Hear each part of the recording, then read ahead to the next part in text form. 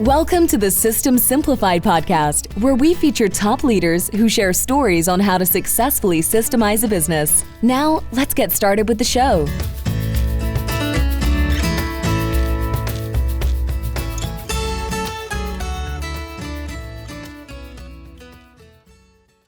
Hello, Adi Klevit here, the host of the System Simplified podcast, where I feature top founders, entrepreneurs, and thought leaders about systematizing a business. And today's episode is being brought to you by Business Success Consulting Group, where we create, document, optimize, and implement processes and procedures so businesses can grow and thrive. And today's guest is Sandy Stewart. Hi, Sandy. Hello, Adi. So nice to be here. Yeah, it's great to have you. I mean, Sandy, we met at the NAWBO conference, at the National Association of Women Business Owners conference in Washington, D.C. It was back in June. Well, whenever the listeners are listening to us, it was a NAWBO conference, and it was actually the 50th year of NAWBO. Yes. Again, National Association of Women Business Owners, and we both had leadership roles. You are still the president of Austin, right, of the Austin chapter? Actually, I'm the founder of the Austin chapter, and of course, the fiscal year just started at July 1st, so we're into a new leadership team, and it's the first time since founding the chapter that I no longer have a role. I'm just an amazing member. That's what I am. That's incredible. I'm sure you're an amazing member because you know exactly what's needed, but it's also a great it's a great example of working yourself out of a job because you're doing such a great job that you can actually delegate to others, and it's the time for others to shine. So that's wonderful. Yes. So yes. here's your bio. Let's give you the full bio, okay? So you are two-time best-selling author, Yes. speaker, and value growth expert who challenges the hustle at all cost mentality. Yes. Good. You built your previous coaching firm to 9 US locations and 1 in Sydney, Australia. Yes. And not through ads or cold outreach, by forming powerful strategic alliances. Yeah. Love that.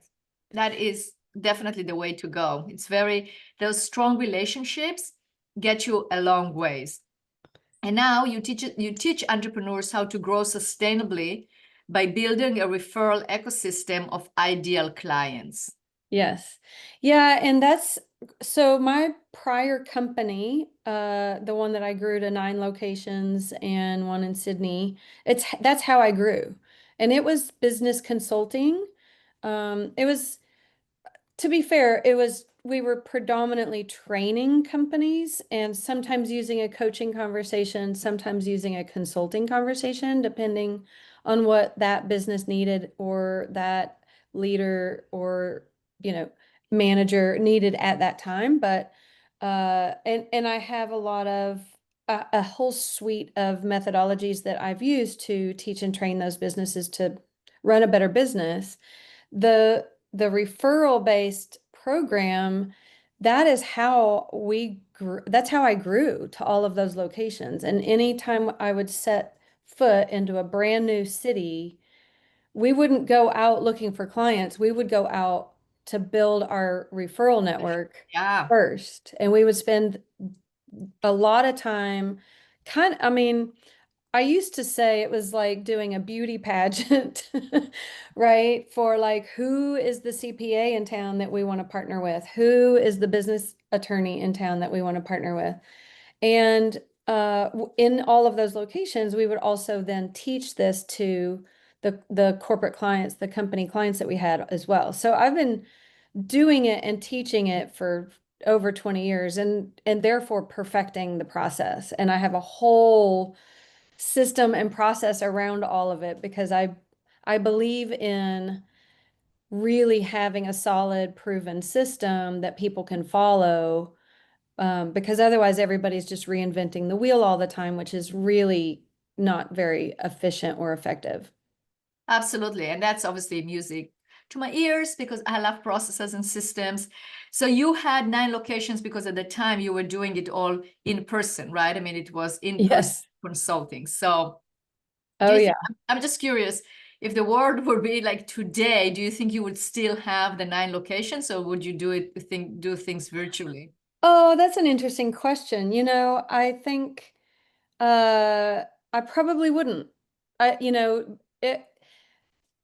The pandemic changed people because there were a lot of people before that that were not used to getting online and having a virtual conversation. And I mean, we were trying to train people to do that and trying to have more of that. But I mean, that was still 2018, 2019, that like still were so many that were not used to that or equipped even. That's right. So now like it's just an option, right? Like people are like, well, do you want to meet up in person or do this over Zoom or Teams or, it's pretty common. So I will say this though, there is a beneficial outcome that's a little extra being able to be in the room and that you kind of can't really get from being virtual.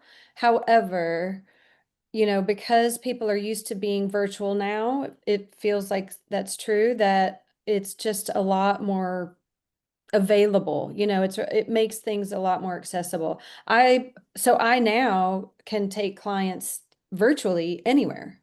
So I Right. don't technically need to have offices, like we did before. And being, like you said, yes, 100%. Everything that we did was in person. So do you still have that company, or did you sell it?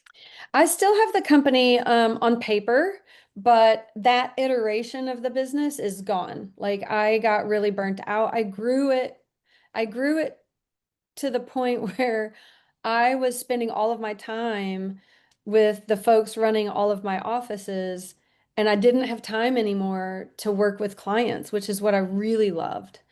And that kind of burnt me out a little bit. I also, at the same time as that burning me out, I uh, found out about my marriage, some things about my marriage that meant that I needed to begin a divorce, and that burnt me out in my personal life. So it was like all of these things happening kind of at the same time. And then COVID and pandemic hit, and so It was a perfect storm oh, that it led was, to this new company, but a new you. yeah, and I mean, it was, yeah, I was a little grateful that I was ready to let go of a lot of things in my life, personally and professionally, because I was able to help my mom at the time, who was in assisted living and had dementia, actually Alzheimer's, which is not a good formula if you're going through a pandemic and a lockdown. She couldn't remember why we weren't visiting her. So there was a lot of things I needed to do, or I was just really grateful I had the time and the capacity to help her with things that her nurses were overwhelmed with, not just her, but like everyone on the floor. So that was great. My mother ended up passing away at the end of 20, well, technically at the very beginning of 21, from COVID. And then I got sick, really sick, and developed a health issue that I now have to deal with for the rest of my life. And so it was just like this, it was like literally everything like coming down. Yeah, I But understand. it, I mean, if that doesn't force a person to reinvent and really re-choose from the heart, like it was, I'm really grateful that I was able to make those decisions. And this is, I love this work. I love talking about this with people. I feel like, well, speaking of the pandemic, I feel like there was a lot of conversation that started that made it okay for people to talk about the health of our relationships in our lives and our physical health, our mental health. Like that became a real common, okay thing to look at and talk about. Right. And I am now touting like the next frontier is our business relationship health. You know, I think a lot of businesses like me, I used to feel very self-reliant. I felt like I had to do it all. I had to make all the decisions. If it wasn't my decision as a business owner, then I'm failing. And the reality is that we don't have to do it that way. We don't have to do it alone. No. So tell me about the new business and the forming the strategic alliances, the process of it.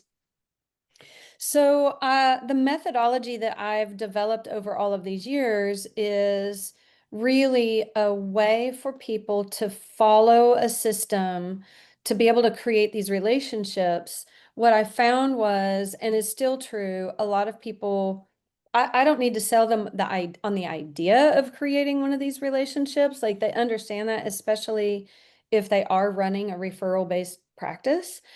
But what they don't know is how to do it effectively and how to do it efficiently. And so the how is what the system is, and it teaches how to do that. And so part of teaching how is also teaching how not to, like what doesn't So work. let's talk with the how not to. So what are Yeah. some of the don'ts in terms of building relationships or networking?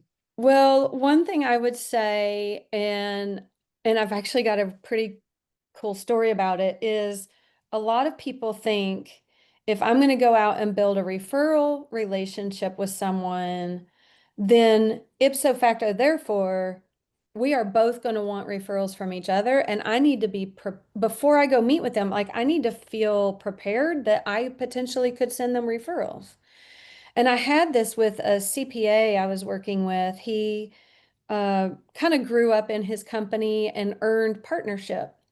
And once you get into that level in a CPA practice, there's an expectation that you are going to bring in business. And so all of a sudden, he's like, got to bring in business. And he didn't know how to go. And he was really keeping himself from the right relationships because he was predetermining, well, I don't want to go meet with them. I'm not going to send them any business. How am I going to run across anyone that needs that? And I'm like, no, no, no. We can't assume that what they want is referrals. Like they may actually want something different than that. They may just want you to do such a great job with their client that they get the brownie points and their client is more loyal to them. And it endears their relationship with their client to them more as a resource. And their client's going to come to them for more things that they need. Mhm. So would they be happy with a referral from you? Sure. But that may not be the end all be all of why they want to. And so he went and he filled a day with meetings and he wanted to, I said, okay, who's the first one? So and so. What do you think they want? Well, they're going to want referrals. I'm like, hang on a minute. Let's actually ask them, right? And so he had 5 meetings that one day. He just booked an entire day back to back. So at the end of this process, he realized that of the 5 meetings that he had, only one of them actually prioritized wanting referrals. Everybody else wanted something else. But it was just, he wasn't in the habit of asking the question. And so that it just opened up a whole opportunity of who he could be having these conversations with and who he could be partnering with. That's great.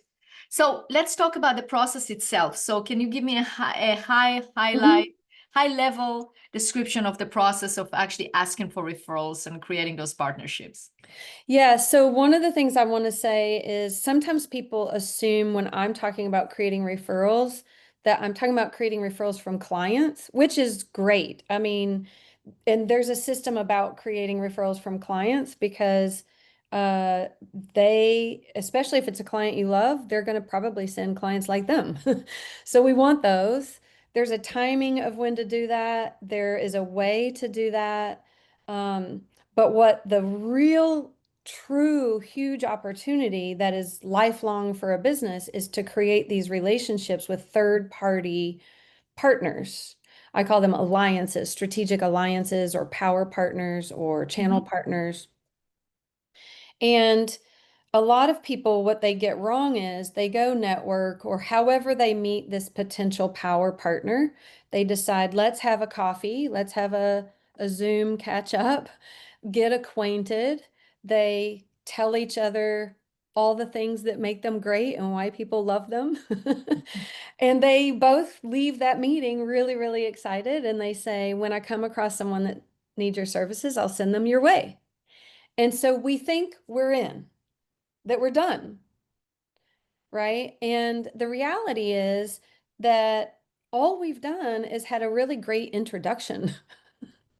Right. So it's nurturing those relationships. I mean, that's the next step, right? Yeah, and the key piece, so I have a whole framework of how to have all the follow-up conversations, what to ask, what to tell them. But the key overarching piece of it all is we're developing trust, because at the end of the day, the goal is to be able to get that trust level up, that they have zero concerns to be to make a referral from their top drawer, A1, number one, top client to me, and have zero concern with that. Right. And that takes a lot of trust building. Like, we're not going to get there overnight. Sometimes people think that they're going to get there through taking a test case and proving themselves. Unfortunately, at best, a test case is going to tell them, oh, I know who I can send because it's usually a test case is going to be a bottom drawer client, because they're not going to test case you with their bread and butter A1 number one client, because that's too much risk. So they're going to test case you with someone that's lower risk. So if you do really, really well with that test case, they're going to go, oh, I know who I can send all my bottom drawer clients to, which is not really the game that we want to play, right? Right. And so there's a series of things we need to understand and explain and explore, and questions we need to ask, and sometimes getting really vulnerable. It can be tough to share a concern. I find a lot of times now people come across a concern and they go, oh, yeah, I'm out. Right? Without actually having a further conversation, but the You mean further the concern from the conversation person really that helps. referred, the Yeah, person that made a referral? Yeah. yeah. Right. So if we look at it, okay, so we have that. And how do you build those? So how do you build those strategic alliances? So there's a 4-stage process, and the first stage there, I hesitate to say they're not 4 meetings.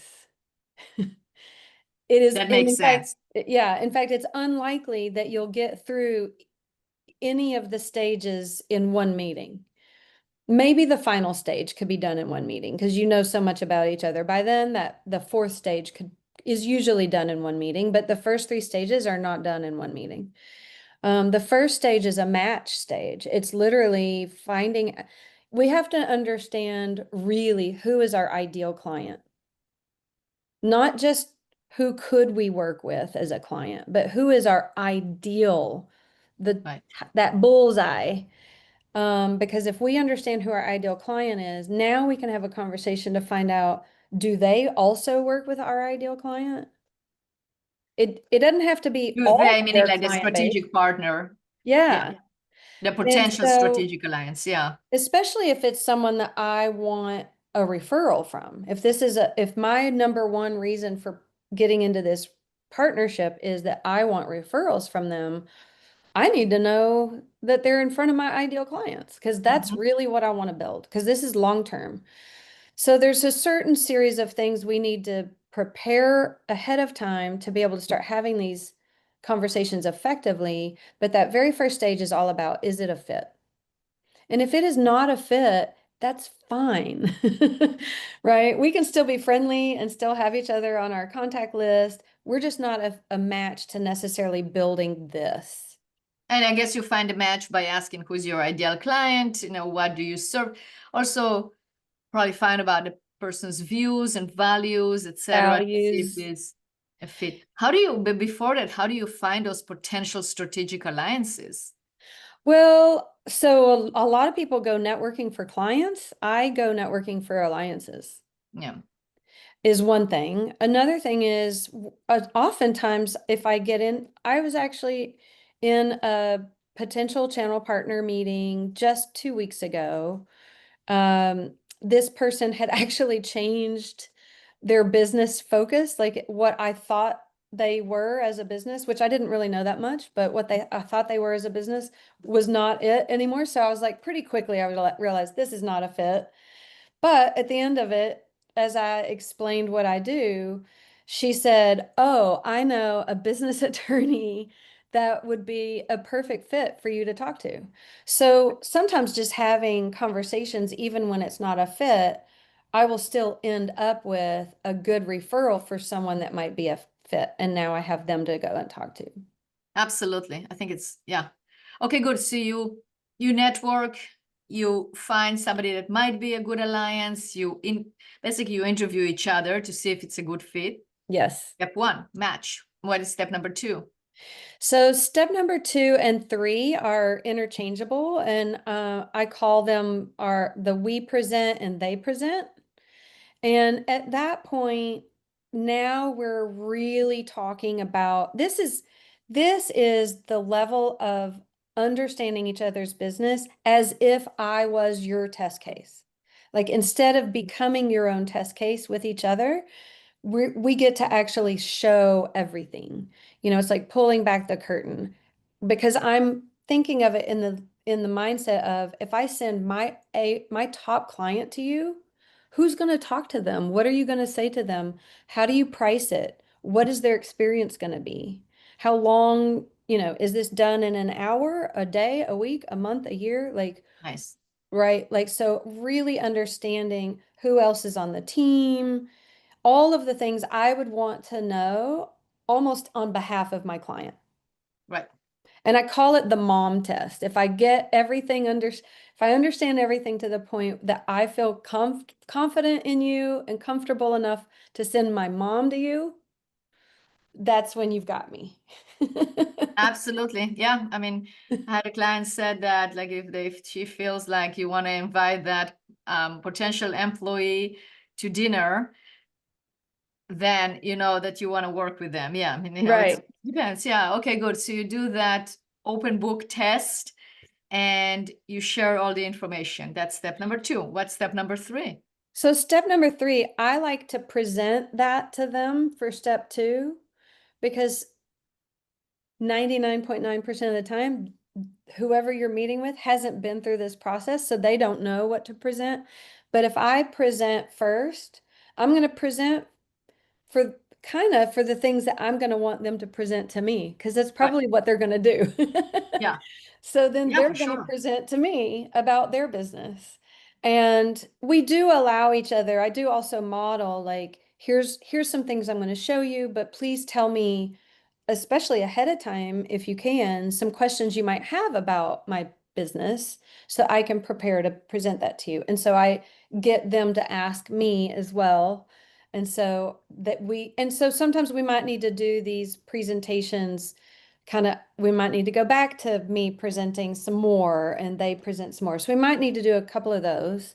But we get to the overarching piece in that, what we're listening for are the concerns, because it's kind of like dating.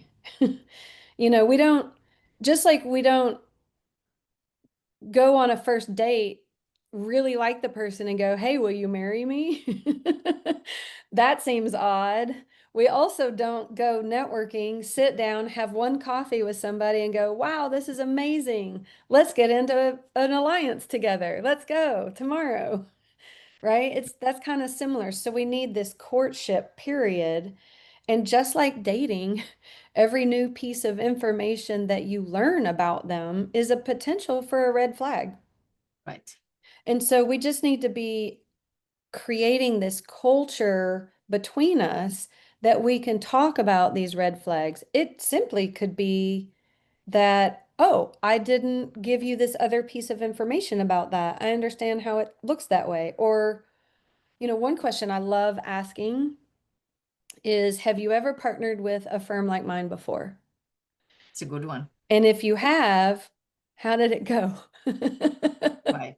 What did you like about it? What you didn't like about it? That's great. So you combine that as step 2 and 3 in terms of you telling them and then they telling you. Yes. So I can see that that can take several meetings. And sometimes you have to remind people because that's not like the first time that you are actually, the only time you're going to mention it. But then you said, okay, so from there we move to what is step 4? So step 4 is the final step. At this point, you know you're a match. You have alleviated any concerns for each other. And stage 4 is about now setting expectations, setting the stage for now, how is this going to work? How are we going to work together?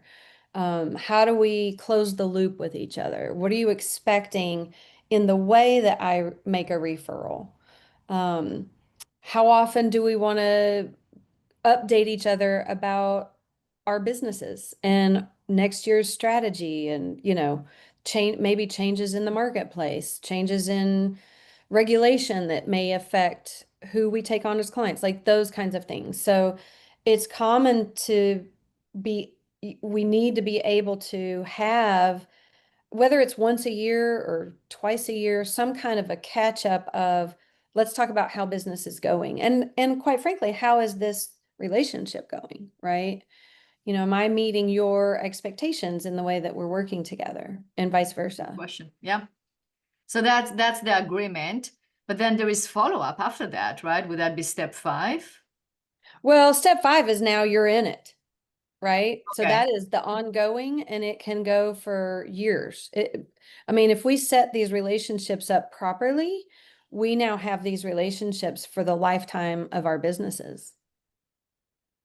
And Yeah. the idea is that we are getting it, because you can imagine it takes some time to build one of these relationships. We don't need very many of them to be super productive.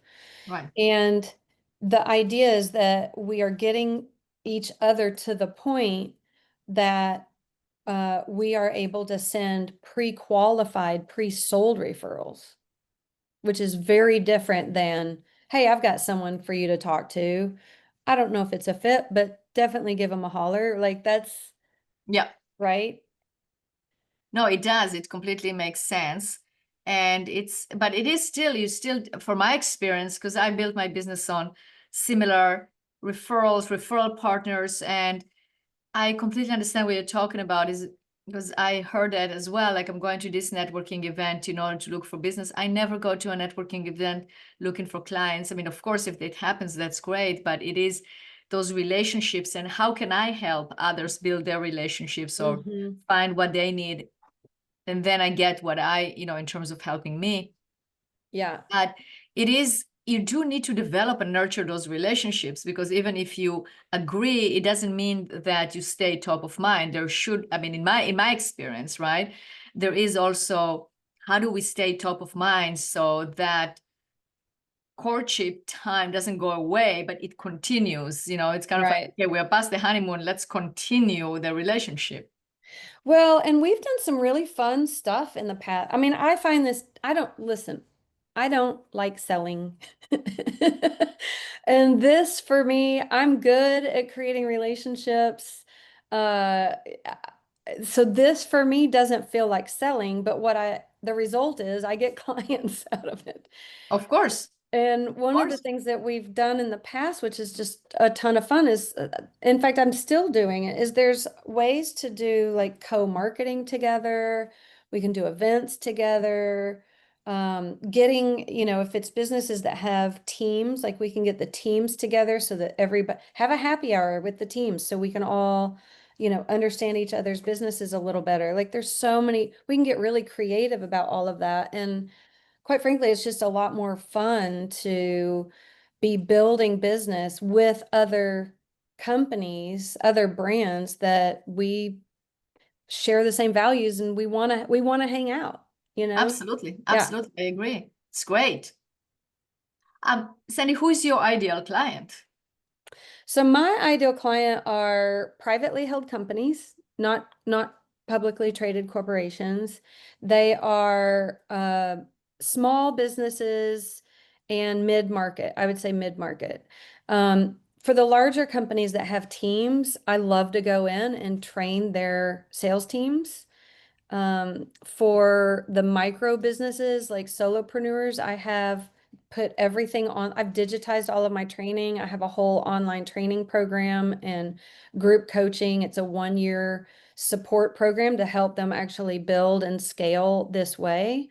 And it includes, my training does include a little bit more than just the focus piece of creating these relationships, because I have so much background in growing company value and expanding through functional structure, like when to hire and how do you expand the roles of your employees, all of that, understanding how to utilize your financials and read your financials, and to be able to have proper modeling to go into your strategic decisions. So people that work with me, our main focus is on helping them to build these strategic alliances, but they get these other bits and pieces too, because they need to have capacity to grow. Absolutely, 100%. Right? Yeah. I agree. Yeah. And I Sandy, do events, I do virtual events quite often, and I like do masterminds or in what kind of person. events? I'll do what I call marketing events, where I get people to come and just learn a lot about, I'll teach a lot about my methodology. And if they want more, they can come and work with me. I do customized events for clients. And then I do in-person events where I curate a room full of about 10 to 12 folks that really could become channel partners to each other. And we workshop through everything together. And in that, they get a lot of individual time with each other and networking together. And they will always find someone in the room that they didn't know that they now get to partner with, who also now knows this framework. So it's great. But then they even get to refer other potential referral partners to each other. So everybody gets to leave one of those events like hitting the ground running. That's amazing. Yeah. All right. So now the next question is, if our listeners want to participate in the events, they want to become a client of yours, they are interested in reading your books, tell us everywhere, all the resources. What should they do? So I have a fairly new YouTube channel, which I'm adding to all the time and giving all kinds of fun stories and tips and tricks. And that is Referral Marketing Academy. I can be found on Instagram at Think Big Program. My website is Think Big Impact. I know a marketing expert's cringing right now telling me they should all be the same, but and I wanted to also offer a free campaign planner to your listeners. So if we can, I'll give you the link to that. If we can make that link available to them, that would be amazing. 100%. Yes, it will be in the show notes. Thank you. Thank you for the generosity and the giving. And that's great. Wow. Okay, Sandy, this has been a great conversation. And I am so happy that we met at that NAWBO conference, that by accident I sat next to you and we found so many things in common. We started talking, and look, now we have this amazing conversation about how to actually generate referrals and generate leads, and in a way that feels natural, in a way that feels friendly, in a fun way. I mean, I love going to events and meeting new people and talking to people without the stress of, oh, now I have to know them. Because no, it's just because it's either you can help them, they can help you, you make new friends, and it's great. So yes, right? Yes. Yes. 100%. And gosh, thank you so much for having me on your show. I've listened to several episodes. I love them. I'm like, once I found out about you, I subscribed right away, and I just can't stop listening to them. Thank you so much. Well, Yes. It's my pleasure. And thank you again for being a guest. Thank you.